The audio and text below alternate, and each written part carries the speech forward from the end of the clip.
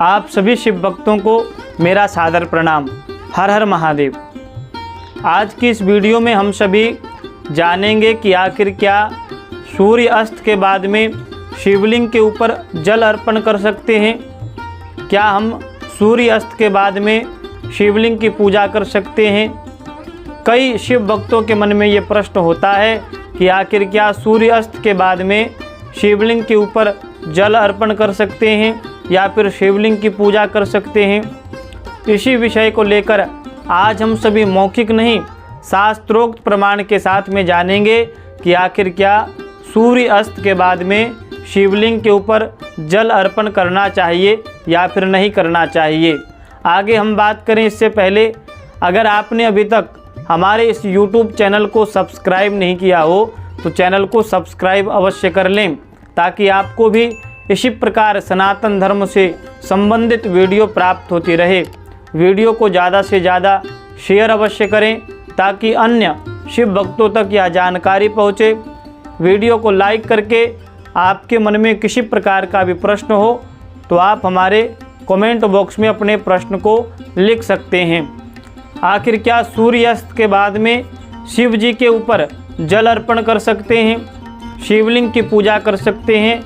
आइए इस विषय में जानते हैं। इस विषय में हमारा लिंग पुराण क्या कहता है, आइए इस श्लोक को समझते हैं। इस विषय में लिंग पुराण में वर्णित आता है, यह प्रातादेव देवेशम शिवम लिंगस्वपिणम पश्येष्याति सर्वस्य मादिकां गतिमेव च मध्याह्ने च महादेवं दृष्ट्वा यज्ञफलं लभेत शयाने सर्वयज्ञानां फलं प्राप्य विमुच्यते। लिंग पुराण के इस श्लोक में स्पष्ट रूप से कहा गया है महादेव के भक्तों को शिव जी की पूजा तीनों काल में करना चाहिए।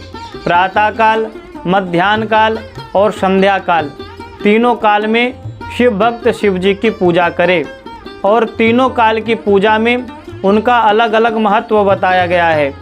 जो भक्त शिव जी की पूजा प्रातः काल करते हैं महादेव उनकी मनोकामना शीघ्र से शीघ्र पूर्ण करते हैं और जो भक्त मध्याह्न काल में शिव जी की पूजा करते हैं उन्हें सभी यज्ञों का फल प्राप्त होता है और जो भक्त सायं काल यानी प्रदोष काल में शिव जी की पूजा करते हैं महादेव उन भक्तों से प्रसन्न होकर संपूर्ण वैभव को देते हैं।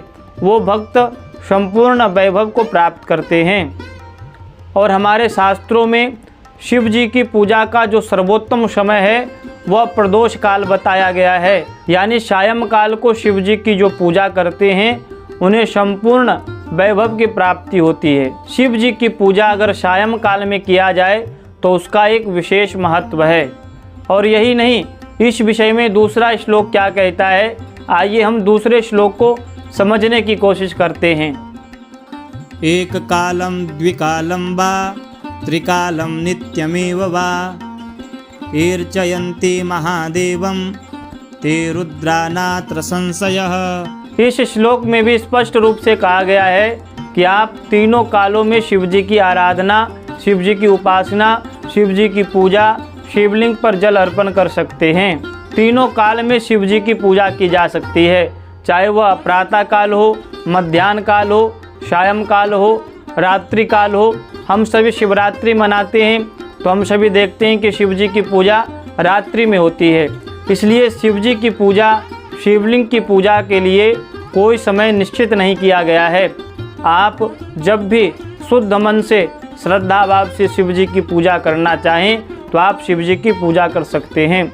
कई भक्तों के मन में ये प्रश्न होता है कि आखिर क्या हम सूर्यास्त के बाद जल अर्पण करें या फिर नहीं करें, रात्रि में शिव जी के ऊपर जल चढ़ाएं या नहीं चढ़ाएं। तो आप इन प्रमाणों को देखते हुए चाहे वो संध्या काल हो चाहे वो रात्रि काल हो शिव जी की पूजा कर सकते हैं।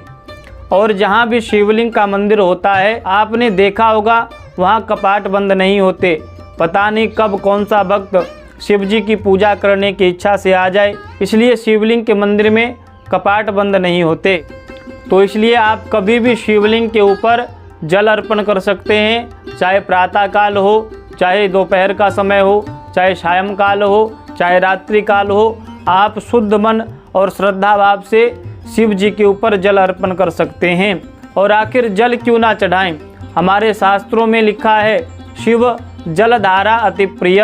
भगवान शिव को जल की धारा अति प्रिय है, इसलिए जो भी भक्त भगवान शिव को जल अर्पण करता है भगवान शिव अति प्रसन्न होते हैं। तो आप इन प्रमाणों को देखते हुए सूर्य अस्त के बाद में भी शिव जी की पूजा की जा सकती है।